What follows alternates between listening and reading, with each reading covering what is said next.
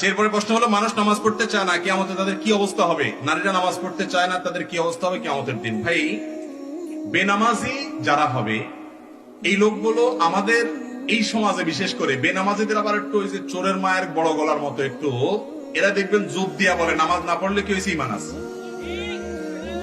নামাজি ব্যক্তিকে শুনবেন না কোনোদিন এটা বলতে যে আমি আলহামদুলিল্লাহ নামাজ পড়ি, আমার ইমান আছে, এরকম শুনছেন কখনো? কিন্তু বেনামাজিরে শুনবেন যে নামাজ না পড়লে কি হয়েছে, ইমান আছে। ওই যে কয় না, চোরের মায়ের গলা একটু বড়, ব্যাপারটা এরকম। দেখেন, নামাজ না পড়লে ইসলামে তার কোনো হিস্সা থাকে?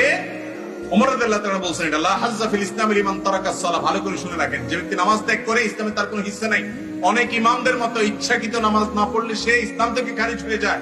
ইমাম আবু হানিফা রাহিমাহুল্লাহর মত হলো, আর অনেকে আমার মত হলো, যদি আপনি নামাজ না পড়েন কিন্তু আপনার মধ্যে অপরাধ বোধ কাজ করে, এর ফলে আপনি ইসলাম থেকে খারিজ হবেন না।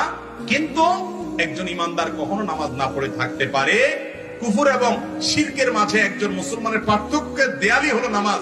যে নামাজ পড়ে সে মুসলমান, যে নামাজ না পড়ে নিজেকে সে মুসলমান দাবি করার অধিকার নৈতিক ভাবে রাখে না।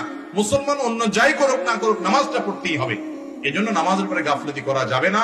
কিয়ামতের দিন অত্যন্ত বড় ধরনের কাফের, নমরুদ, হামান, ফেরাউন, এদের সাথে হাসর হবে বেনামাজিদের। আল্লাহ তাআলা আমাদেরকে নামাজ পড়ার তৌফিক দান করুন।